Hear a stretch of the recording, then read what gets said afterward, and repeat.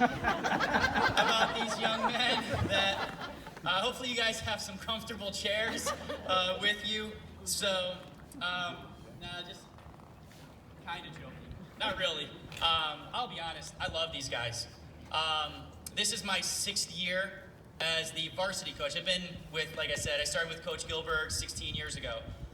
From the B team to the JV team, then taking an opportunity at the varsity level. And so right from their first time in the program was my first time with varsity. And so we've been together this whole time. Every year it's difficult to say goodbye to a group of seniors. Every year we have incredible young men who come through this program. This one's tough. I'm not gonna lie. They're my boys. I mean, that's kind of what it's become. And so when I was thinking about what to talk about for these guys and thinking about the season, you know, I think one of the things that is a theme among these guys and is the idea of a team, right? This idea that there's this cohesion, this idea that when they step on the field and when, you know, the underclassmen join them, there's this sense of like a harmony to them. It's almost like music, right? Like when you're watching this game unfold and the movement of guys and where people are going and how they're playing together, it just reminded me of listening to just a fantastic song where all the instruments are coming together, the vocals, and you feel the music. And as I was thinking about tonight and you know, how to talk about these young men, thinking about this idea of music, in my history class, I have Spotify playlists for every single decade. So whatever decade we're in American history, I just have music from that decade. And there's probably, I think most of you would agree, when you think about harmony and you think about great music, I think for most of us, the first thing that comes to mind is 1980s pop rock, right? I mean, synthesizers and hair and all the rest of it. And so, as my theme this year, each one of these young men is, in my mind, represented by a 1980s hit song. And so, love it. We'll start out with our defenders. And so to start out here, we have Alex. Come on up, Alex. A round of applause. So Alex is one of our center back pairings, him and Shane, absolutely locking down in the center back. And I was thinking of Alex, and I was thinking about you know, what song defines his style of play? As a center back, I could think of nothing other than the classic Aha song, Take On Me.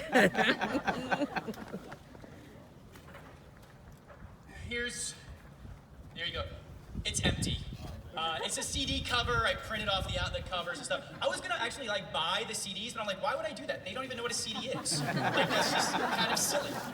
Maybe Sean. Yeah, Sean does. So thinking about Alex here, Alex was part of easily the best center back duo in the entire league. When you take a look at Alex's game, Alex is incredibly athletic. He's fast, he's strong, he's almost impossible to beat one-on-one. Him and Shane paired up so nicely because Shane's not fast. And so, not as fast. I'm sorry, Shane, not as fast, all right? And so just the ability to work together and cover for each other, it was absolutely perfect. When you look at him as a player, I think the one thing that stands out most to me with Alex, and I really saw it this year, I knew he was a great defender. I knew he was a tough player. I knew that him and Shane were a great pair together. I knew I had absolutely no worries about him as a defender. But I said this to him several times this year. What really, really impressed me with him, he's a leader. And that's an interesting thing because he really is quiet.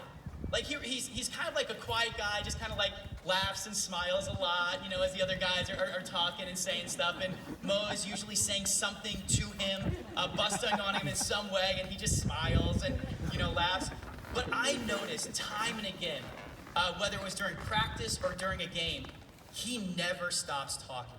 He never stops encouraging. He never stops directing. I pulled him aside so many times just saying, keep it up. This is incredible. This is one of those guys that I know these guys respect as a player and especially as a young man. He's a man of character and integrity. It's one of my favorite words, and nobody defines that more so than this guy. And so when he speaks, it's not just somebody saying something. This is somebody who lives what he believes, who does what he says. He's not just yelling at somebody for the sake of yelling at them. And I was really impressed. And so, young guys, when you look ahead and you're thinking of future, you don't have to be the loudest voice on the team to be a leader. You don't have to be the center of attention to be a leader.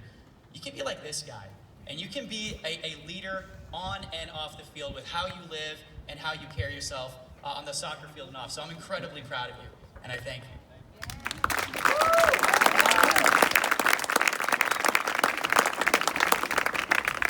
Next up, we have Brady Yo. So Brady, come on up here. And so, as I was thinking about what 80s song defines Brady, both a movie and a song came to mind. Brady played, as you guys know, he played outside back for us. And when I thought about his style of play and playing up and down that outside back position, there is no better song than Highway to the Danger Zone by Kenny Loggins. So, From Top Gun. yeah, Top Gun, if you don't know the movie reference. So, Top Gun, Highway to the Danger Zone. I mean, let's be honest. This guy up and down the field on that left-hand side, both in terms of offensively and defensively, he gave opponents fits. He came into the season incredibly fit. I know being injured his junior year was heartbreaking for him, but the coolest thing that I saw from him was the fact that after coming back from that, he worked all summer. He was absolutely determined to be fit, to be strong, to be healthy, to be able to have a senior season where he could contribute to it the whole time. And you look at his gameplay, not only defensively was he a strong player, but let's be honest, I mean, easily one of our greatest weapons this year was his free kicks. I mean, it didn't matter where the ball was. Like, if we got a foul, that ball was going to be played into a dangerous position. Every single time we knew it was an absolute highway to the danger zone when you take a look at this. And so when I think of Brady, I think the one thing that when you think about this idea of the legacy is coming back from that injury. I love Brady. Brady's a great kid. I love talking to him. He's respectful, all the rest of it. But his work ethic this past summer, just his determination. He came in the fittest player on the team. He came in more fit than I've ever seen him before. And it was that determination. Yeah. All right. Hey, yeah. No, you were. But it was that determination of like, listen, this is my senior season, and I'm going to give absolutely everything to this team. And when he made up his mind to that, I remember talking to him ahead of time, and he's like, Coach, I'm going to work this summer. I'm going to come in fit. I'm going to come in strong. And he absolutely followed through with that. And so, underclassmen, you want success. It doesn't come from the Xbox. It comes from getting your butt off the couch and working hard, like this guy did. And so, incredibly thankful and proud. You can sit on your butt a little bit and play Xbox, but you got to go run at some point, all right? Tyson. All right.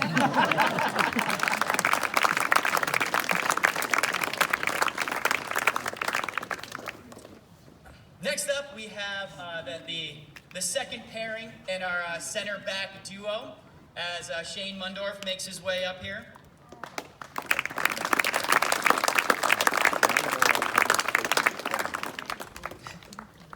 Dom was way faster. We do. Before we talk about what 80 song defines him, I do want to just kind of point out to you guys, I'm sure you guys have all heard this before, but accolades that have been, I guess, given to Shane here, as well as in the league. If you don't know, Shane was recognized as a first-team LL League All-Star this year. He was also recognized as the Section 1 Player of the Year this year. And on top of that, he was recognized as one of our 2 All-State Players of the Year as well. So,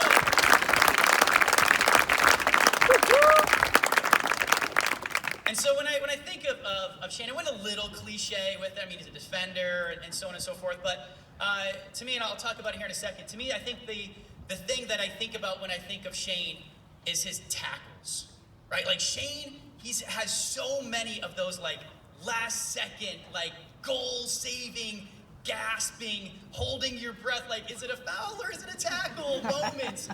And he just always is almost always it's clean and it's successful. And so when I think of Shane, I think of what we said about so many of our opponents this year. And dude, another one bites the dust.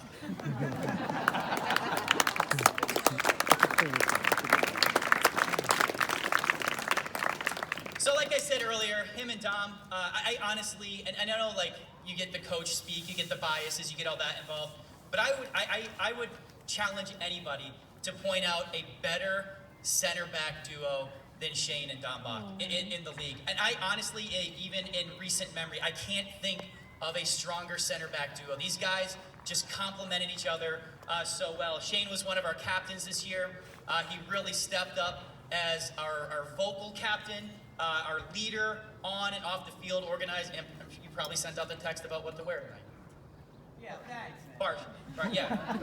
Coach Good, Coach Smith, Coach Gilbert, we are not on that text chain. So, in fact, let me just say, parents, I don't know how you do it. I text these seniors often. They never reply, ever. Like, yeah, Brady and leaders, they always do. Everybody else, it's like, I don't know how you do it. So, anyways, the one thing that stood out to me about Shane was his leadership this year. Third year varsity starter that we had, he really did take that role. And the cool thing about Shane, and probably I forget a lot of things. It's just my life. But one of the things that I will never forget, I'll never forget the moment. And I think it was Hempfield home, when one of the Hempfield players scored an own goal. Oh. And I think it was Hempfield.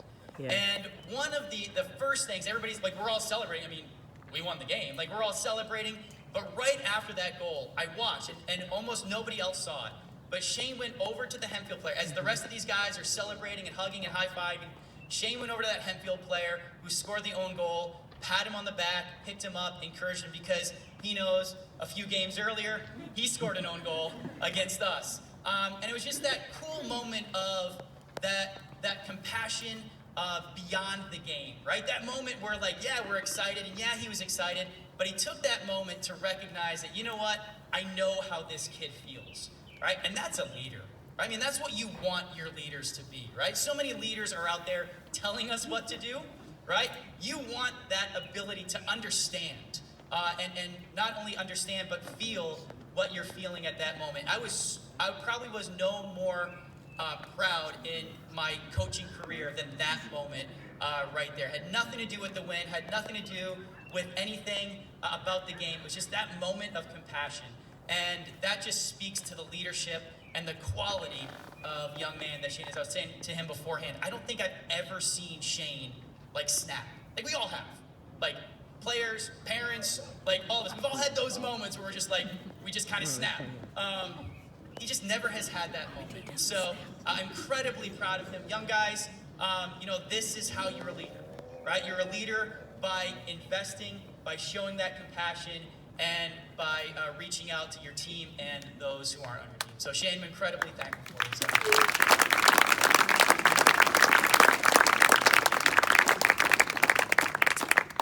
Throwing him in with our defensive line, we do have a center midfielder, our center defensive midfielder, holding midfielder who played there for pretty much the whole year is Jake Whitaker. So come on up, Jake.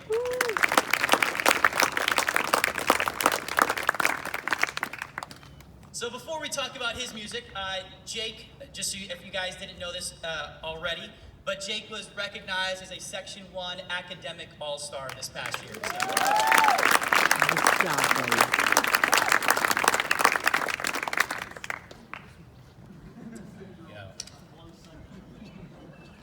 Jake had the unenviable position position to play, that center defensive mid position, right? Because you're in the midfield, but your focus is on defense, but you really want to go forward, and you really want to be involved with the other like cool kids who are playing offense, but you know you got to stay back with those grinders, right? You got to stay back with the back line. And so he had that position, that center defensive mid position. And so when I thought about the position and how Jake played it, in my head, it had to have been a constant battle of, should I stay or should I go? Right? What do I do? So we have the clash, should I stay or should I go? And when I think about Jake's play this year, the one area where I think Jake, we always knew Jake offensively, Jake had this ability to just find a pass on the dime, like a 20, 30-yard pass, like usually on the ground. He could just thread the needle. He could find the open guy. He had the ability to kind of kickstart our offense when we were breaking. Ball would come to Jake, and he would just be able to find guys on the break. And we knew that's what Jake had to offer. We knew Jake had that offensive ability to just find those breaks. But this year especially, I think the thing that stood out to me most about Jake as a player was the improvement in his defense. He became an absolute rock in the back, in front of that back line. I was looking on Team Snap trying to find some pictures, and almost all of them of Jake are him in the air winning a header. I mean, he's 6'13", I think, something like that. He's a big presence, but he would win every header. He would make the tackles, and then he would immediately spring us on the offensive attack. And so I was really, really proud of him and how he worked at that. Jake is he's academic all-star. He's a very smart player. He's a cerebral player, and he's one of those guys that when he knows he has an area to work on, he works on it. And I really saw, his improvement, especially defensively, is what made our team go this year. It was a huge improvement overall for our team. But I think as a person, what impresses me most about Jake is the fact that whenever I mention Jake's name, so let's just say I'm talking to teachers and soccer comes up. Almost always, it's like, oh, I've had Jake in class. Such a great kid. Such a great kid. Yeah, every time. So he either is a great kid or he has every teacher in the school fooled. I'm not sure which one, but he really is a great kid. He's one of those guys, and the coaches can attest to it. You can just talk to Jake, whether it's about life or the Premier League or Jose Mourinho or anything. You can talk to him. And I remember time and time again over the years where he'd come up and be like, Coach, what do I need to work on? What do I need to improve? And he would go out and he would do these things. He would work for the team. And the cool thing is as much as he worked on the field to improve his game, to help our team, the kid was an academic all-star. And so I think that all these guys they have really good grade point averages, mostly. But the cool thing is to be able to see this idea that you can have the classroom and the soccer, because let's be honest, soccer's great, soccer's fun, you might play soccer the whole rest of your life, but your education is the thing that matters the most. And so I think it was cool to see Jake be able to use both those worlds and excel in both of them. And that's a great example to you young guys that you can do both. You can play and work really hard and do your homework. And so incredibly proud of you and thankful for you, Jake. So.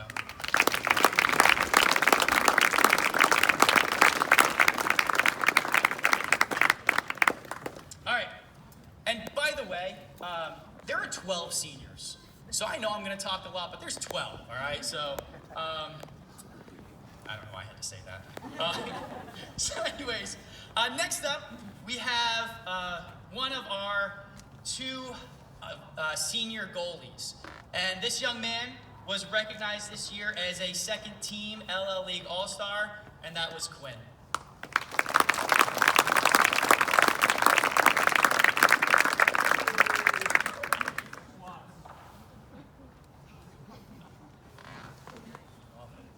And so Quinn was he's a 3-year varsity starter.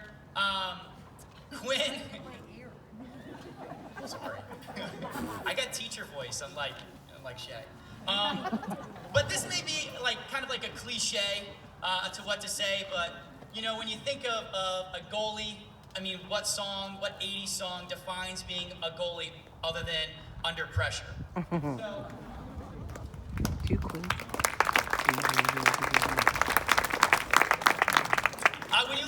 Quinn, in terms of his strengths as a player, I mean, he's a big presence in the goal. I mean, this guy can kick it, punt it 80 yards. I mean, he's had assists like straight off a punt. And so we knew he could blast the ball. But the one thing, and I think it's actually a major improvement this year, is his ability to find targets from the ground with his kicks as well as his throws. We didn't always have to rely on the fact that, all right, Quinn, just kick it as far as you can and let's just run at it. He could start our breaks, getting the ball and then finding those targets, breaking our first line of our line of defense, and finding those midfielders with a ball at their foot that we could go forward. And so the one thing that's difficult about Quinn, and Quinn, listen, Quinn's been the best goalie in our league for a few years now. But one of the issues Quinn always ran into is we've always had a really good defense. And so there was many games where Quinn, didn't really do anything. So, when you talk to other coaches about, your goalie, you're like, yeah, my goalie's really good. They're like, really? Because I don't really remember him in our game. I was like, yeah, I know, but he's really good. And so that's kind of a difficult position for him to be in. But the thing of it is as a goalie that under pressure, the thing that I was thinking about is it doesn't matter if you have to make 50 saves or 1 save, right? Goalie is that position. It's kind of like a pitcher or a quarterback. The spotlight is on you, right? If you're a midfielder and you make a dumb mistake and you turn the ball over, you're like, oh, that's a dumb mistake, turn the ball over, whatever. If you're a goalie and you make a dumb mistake, that ball's going in the net, right? And all of a sudden it's like every eye is on you. Right? Even though it's not your fault, 98% of the time. And 95, I'll give you 95. And so that idea for Quinn to have to be locked in, and I think that was his greatest area of improvement this past year, was staying engaged for an entire game. In years past, I felt like that was an area he really needed to improve on. We knew he could come up with a big save. I mean, think of last year's McCaskey League game, the saves that this guy made. We knew he could come up with those huge saves. But there would be those moments where, the game kind of got boring because there was nothing for him to do. This year, he was locked in. Every single game, he was locked in with the game. And so I think as a person, Quinn, all right, I'm trying to think of how to say this. Quinn is just lovable. He is. He's just he's like a big teddy bear, right? I know that's really weird. But that's always the image that comes to mind with Quinn. He is always happy. He will literally talk to anyone, a lot, right? He will. My dad, my mom and my dad are here. I've always thought my dad was the example of my dad. It's 5 minutes to get through a cash register, because my dad loves talking to everybody. I'm like, oh my word, that's my dad. 70 years? That's you, right? Absolutely. Quinn is one of those guys where as soon as Quinn starts talking to you, you're best friends with Quinn. And what a great trait to have. It's one of those traits that just makes the team feel welcoming. It makes it enjoyable. It's also one of those guys whenever I mention Quinn's name to other teachers, they just smile because he's just this guy who is just open and talkative and lovable.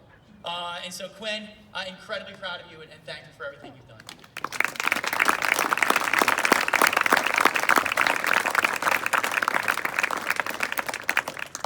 Next up we have Xander.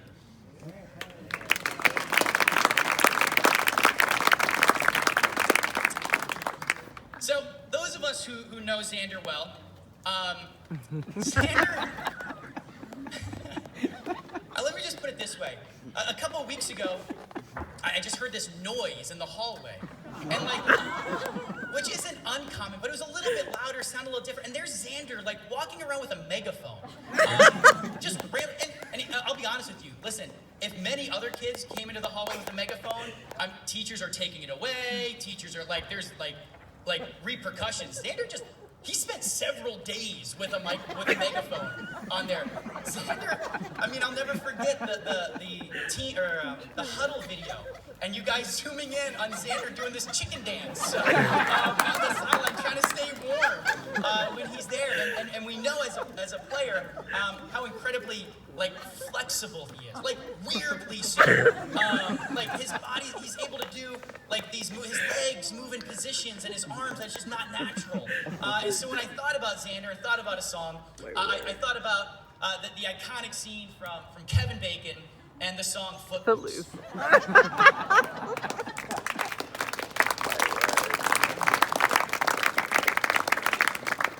And so just a couple things about Xander.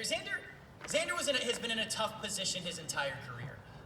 Xander has found himself behind a league all-star goalie. And when you play other positions, it's easier in a sense to get playing time, right? Because you get gassed, you kind of have a rotation. Goalie's different.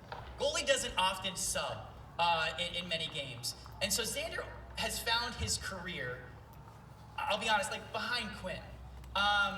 And the impressive thing about Xander, at least from my perspective, it didn't matter, right? Xander wanted to play, but Xander always put the team first. And I think what impresses me most about Xander, on the field, and you guys know, like when we started heading to our playoffs and we were practicing our PKs, we're putting Xander in the goal. We were talking about like if we head to PKs, like Xander's in the goal. Like he just has this ability to get his body in a position to make a save, But I think the thing that impresses me most about Xander is the example he set of how to be a teammate.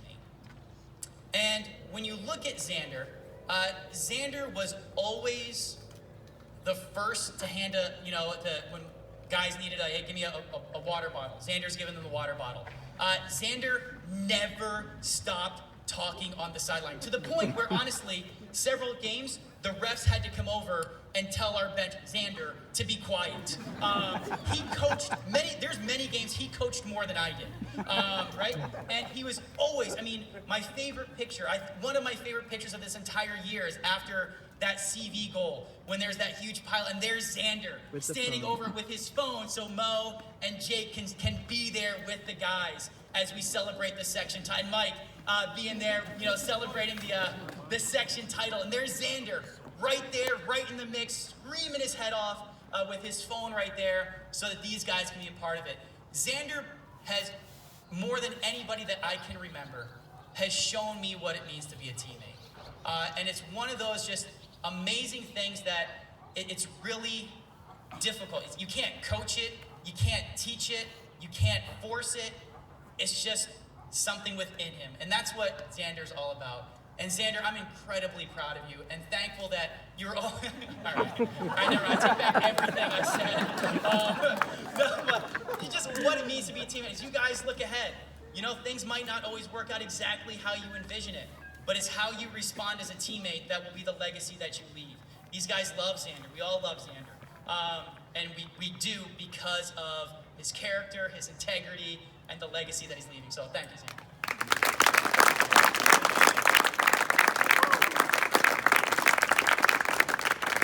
All right, next up, we're getting there. Next up, we have one of our midfielders, a transplant, a new guy, if you will, a transfer that we brought in specific. No, we didn't.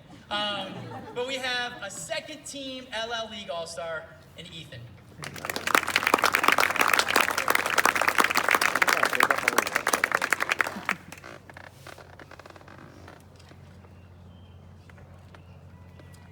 So Ethan rejoined us this year after a brief hiatus on the West Coast. He decided to come back for a senior year, and man, are we glad he did. When I was thinking about what theme to use for tonight's recognition, I got the idea from the 80s by thinking of Ethan, because if you watch this play, which hopefully both of you all did, you're all parents, but if you watch this play, the one thing that would stand out to everybody is the fact that this guy never stopped running. And so, Running Down a Dream by Tom Petty.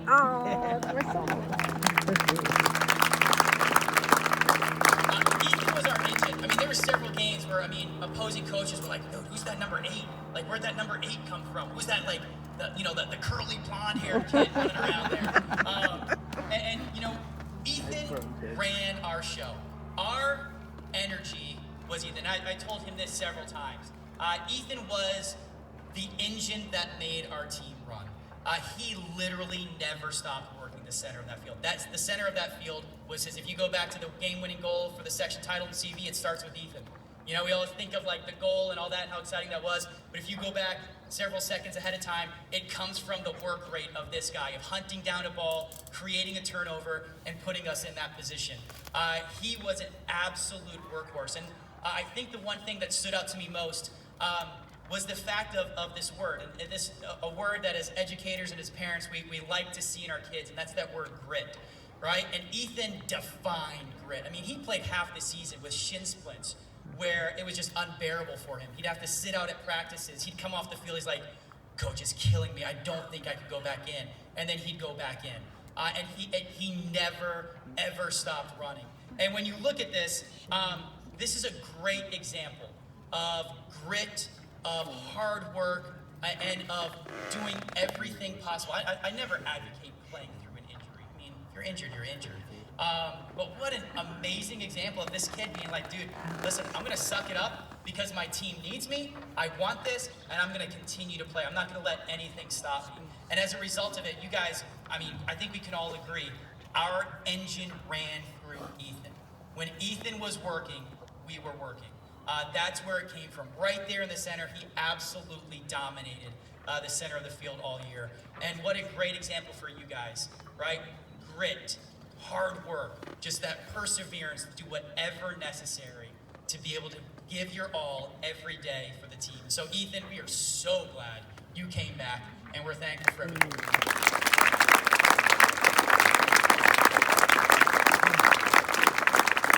All right, next up, now this one, I mean, I don't know how I could resist 80s song with Hungry Like the Wolf. I mean, David, I had to.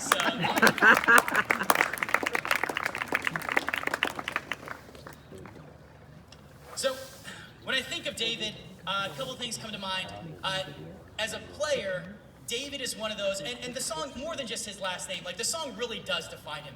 Because David is one of those guys that has one speed, fast.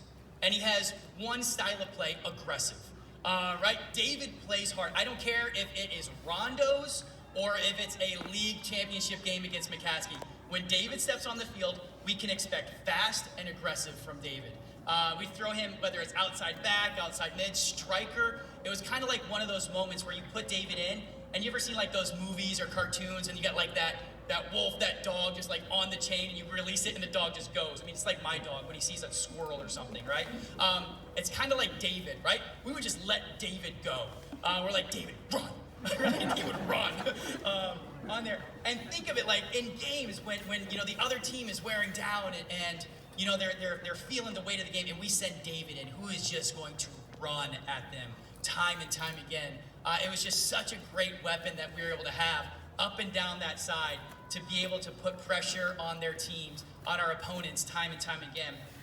But I think the thing that impresses me most about David, and this is a theme I could say for all of them, but David, it really stood out to me about this team-first attitude. David was always, every time my truck pulled up to practice, David was at the back of my truck getting cones, getting balls, getting pennies. Most of the time it was just him. Every time it was him. And he did everything possible to make sure that the team is being put first, and he's doing what he needs to do to put the team first. He's one of those guys that when you talk about character and integrity, I mean, David lives up going into the Marines. Finally decided after not sure what to do. Yeah, please,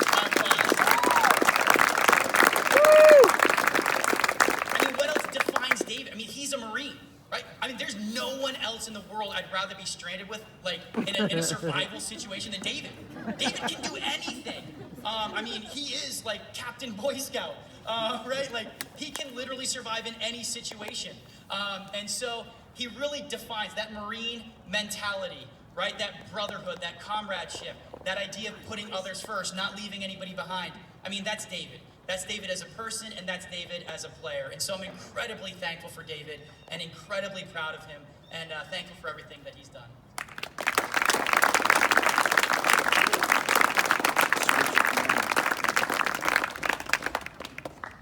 All right, next up we have another first-team LL League All-Star, center midfielder, Bo Spears.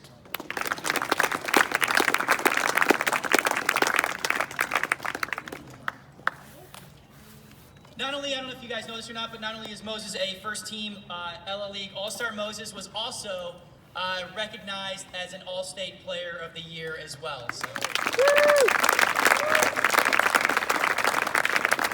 Which, let's just say, I mean, the fact that we had 6 LL League All-Stars, 2 All-State players, I mean, that's a testament to these young men right here. But when I was thinking about a song for Moses, the song that came to mind was a Michael Jackson song titled "Smooth Criminal."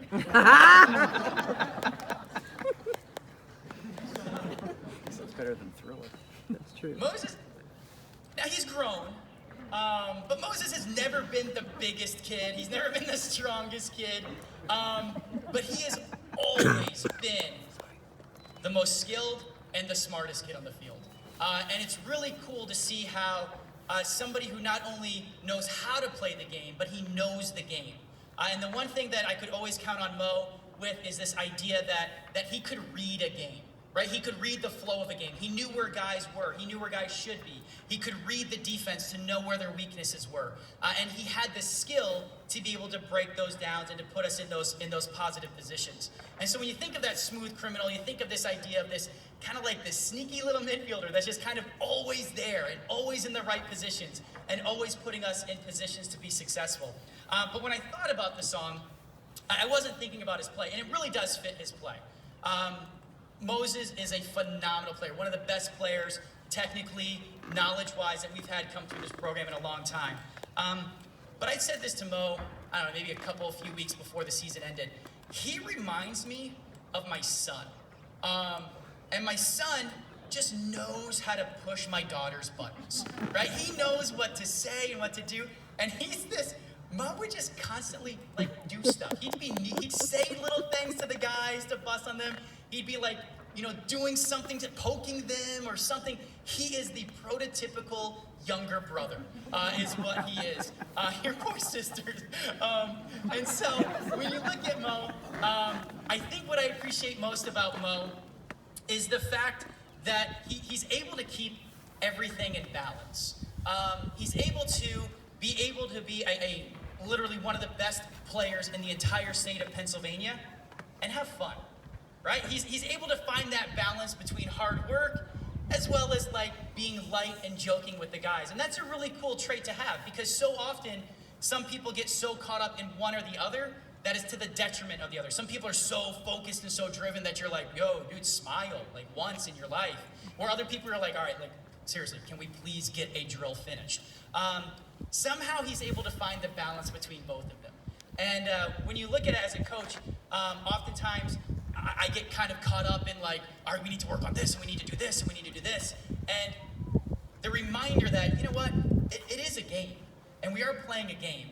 And the ability to work hard and have fun is something that I was really appreciative of him as a captain, as a leader. He was able to bring that balance to us and help us out there. And so, Mo, incredibly proud of you for what you've contributed to our program, but also for you as a young man. Character, integrity, you absolutely live it. So I'm extremely proud of you.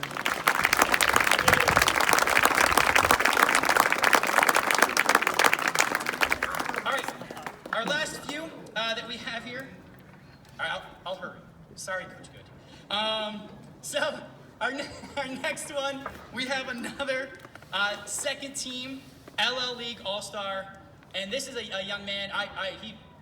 He should have been All-Star several years, but I was glad that finally he was recognized for how good of a player he actually is, and that was Shay.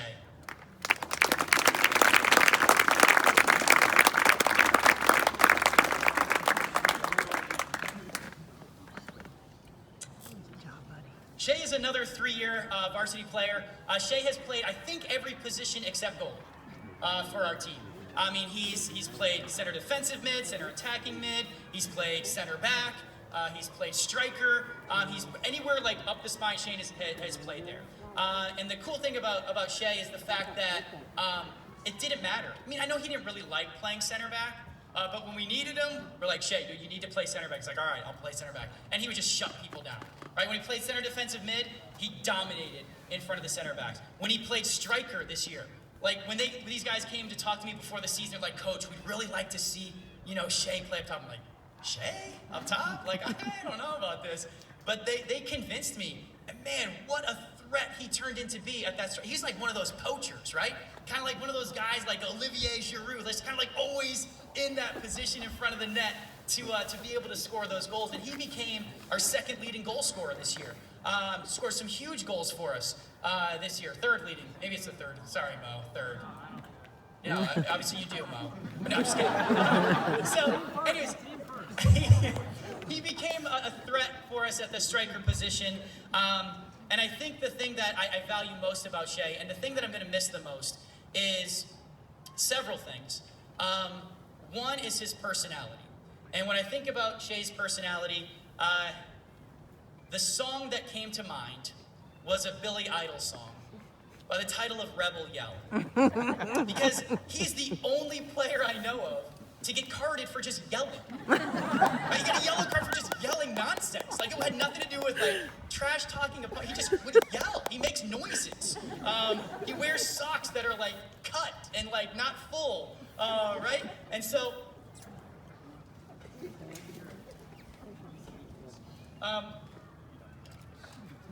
so when I think of Shea, I think the thing that I'm going to miss the most, other than his personality, is Shea is one of those guys that I could get the pulse of the team from Shea. I could pull Shea aside and be like, hey, what are guys thinking? What's the mindset? How are guys feeling? I could talk to Shea during school, after practices. I loved pulling him aside and being like, Shea, what do you see out there? Like, what do you see that needs to be changed? Like, where do you see, that we can exploit or that we need to shore up on? And he's such a smart player. Every single time Shea would come back and he'd be like, all right, like, here's what I think. And every time he was right, as he talked about that. And so as a leader, each one of our captains, Shea, Shane, and Mo, they all had different qualities that they brought. And the cool thing about Shea was I could count on him to be my eyes on the field. I could count on him to be the voice for me and to me, to be like, hey, coach, this isn't working, or hey, we should really work on this. And that's such not only a great quality to have, but a pretty impressive quality. That, this young man was willing to approach me and say, coach, this is where we are. This is how we're feeling. This is what we need to work on. And I'm going to miss that a ton this year. I came to rely on Shea, both as a player, but also as kind of like an assistant coach out there for me. And so, Shea, I'm incredibly thankful for you and proud of you, and appreciate everything you've done.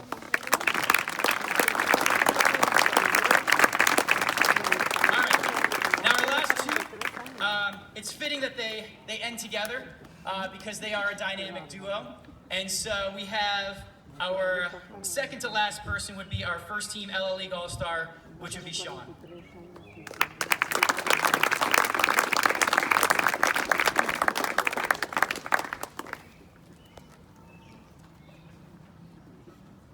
This should come as no surprise from watching the last. Sean is a 3-year varsity starter for us. He has had some absolutely huge games. Every time Sean is on the field, we don't stop believing. And so the song for him is by Journey. Don't Stop Believing, because, think of it. Warwick, CV. There was games when Sean was on, Sean dominated. When Sean was on his game, that outside, there was literally not a defender that could stop him. I not only think of 2 years ago with the game-winning goal against Warwick, this past year the game-winning goal against CV, but even the second time we played Warwick this year, he just decided, you know what, this game's mine. And Warwick literally had absolutely no answer for him. He's tall, he's big. He's a man. He's a man, right? He's got a rocket of a left foot, a little bit of a right foot, right? But he's working on it. He's working. Humble. When you look at Sean, he was always a threat, and that's the best part about it. Every time we were in a game and we had Sean on the field, we knew we were in that game. We knew we had an opportunity to win. All we needed was that one chance for Sean to take advantage of, and we knew every single time that we had that chance. As a person, I think what I appreciate about Sean the most is the fact that Sean, he plays the game the way it's supposed to be played. And what I mean by that, I mean, soccer's known as the beautiful game, right? And, you know, we're not talking about, you know, his technical ability and all that, but he plays the game like a beautiful game, right? He knows it's a game. He knows that it's not life and death. He knows that there's other things going on, and he plays and he enjoys it, right? He's out there and he's having fun. I've never seen him emotional, like ever. Right? He's just this even keel, just enjoying life, right? And what a cool trait to have, that you can go out there, you know, day after day, and you're just playing the game. And not only, you're not just playing the game, but you're playing it hard, you're playing it at a high successful level, but you're playing a game. And oftentimes, especially this past year, everything we've gone through as a team, you know, when you look at this, it was just a great reminder that, you know what, it's a game. We love the game. We embrace the game. We want to win the game. We want to keep playing the game, but it's the game. And Sean, I'm just thankful for you and the legacy you leave behind to these guys, that, you know what, soccer should be fun. You should be enjoying this game of soccer. It shouldn't become a chore. It shouldn't become a bother. It's a game. And so, Sean, I'm incredibly proud of you and thankful for everything.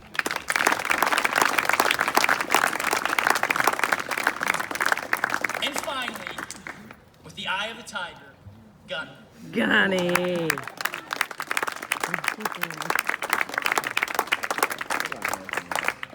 He is handsome. 100%. What a unit. Gunny not only is one of the best barbers I know, I'm hoping to connect with him later on. I heard he's expanding his barbershop paraphernalia, equipment, I guess that would be the right word. But Gunny is, again, I know it's a common theme, but he's that team first player. Gunny is one of those guys where every time he stepped on the field, Gunny knows his strengths and Gunny knows his weaknesses. And when Gunny would step on the field in that center mid position, we knew absolutely that Gunny wasn't going to get beat. He wasn't going to get out-muscled, that Gunny was going to play smart, especially this past year. He really played within himself when he stepped on the field in the center of the pitch. He understood his role, he understood his, like I said, his abilities, and he really played within his strengths. And as a result of it, when Gunny stepped on the field, we absolutely could trust him. We knew everything that he was going to be able to provide for us, and we knew that it was going to be to our benefit. And when we look at Gunny, I think the thing that stands out the most about Gunny isn't just his personality and his play and the rest of it, but Gunny, I would say more than anybody, maybe D Wolf, but I think Gunny more so. When Gunny came into height, I mean, he was just a skinny little freshman, right?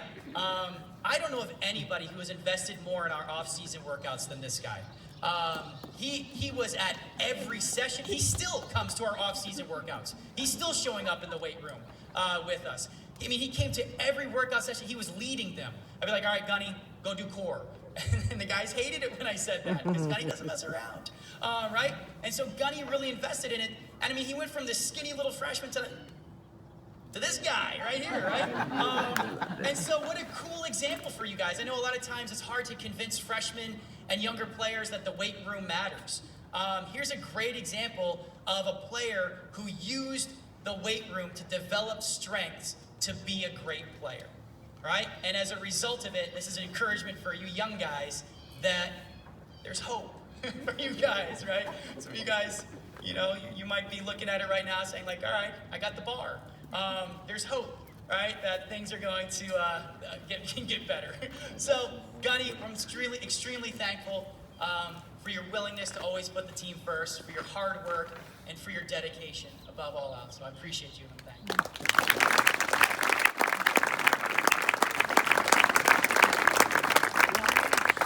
So, needless to say, just to wrap things up, to say I'm going to miss these guys is an understatement.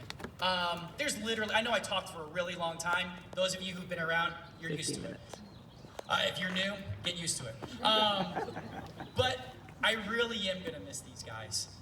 They are incredible examples, and 99% of it has nothing to do with me. Parents, you have raised incredible young men, and I mean that. And I'll be honest with you, I can't always say that as a teacher and as a coach. You should be incredibly proud of not just them as players, but as young men of character, of integrity. They represent themselves, this program, and you in the hallways outside of school with integrity. And it's just one of those things that I could never ask for. I can't coach it, I can't teach it. That comes from years of you guys investing into your sons. And what an incredible legacy you parents have left with these young men. And so, guys, round of applause for your parents. And so as we look ahead to next year, we're hoping for a complete year. We're thankful for this year, as Coach Good said. In June, we weren't even sure we were going to have a year. And when we look at what you guys, the legacy you left, not just as people, but on the field, one of the best township teams to come through our program in years. I mean, let's be honest. Our 2 district games, we didn't even give up a shot on goal. Not a shot on goal. The incredible performance day in and day out. 6 All-Stars, 2 All-State players. You guys have left a legacy, both on and off the field. And so I'm incredibly thankful for you guys. I will continue to send you texts that you won't respond to. Deal with it, except Brady. Yeah, Brady and leaders, you guys got me. So I appreciate that. But young guys, you can't replace them, and I will never ask you to replace them. And oftentimes, and this is the last thing I say, I promise, oftentimes you hear this thing of like, how do you replace a senior class like that? You don't. It's now just time for you guys to step up. Right? You don't replace them. These guys didn't replace the guys before. That's not how sports and that's not how programs work. We don't have to replace anybody. It's now time for you guys to step up. That when we talk next year, we talk about the legacy that you guys left. The legacy that has been built and fortified by these young men is now in your hands. And so hopefully you guys show up on Friday night as these guys get a chance to kind of talk about their legacy and what they hope, the legacy that they left is all about. So everybody, I appreciate you guys listening. I appreciate you guys coming out and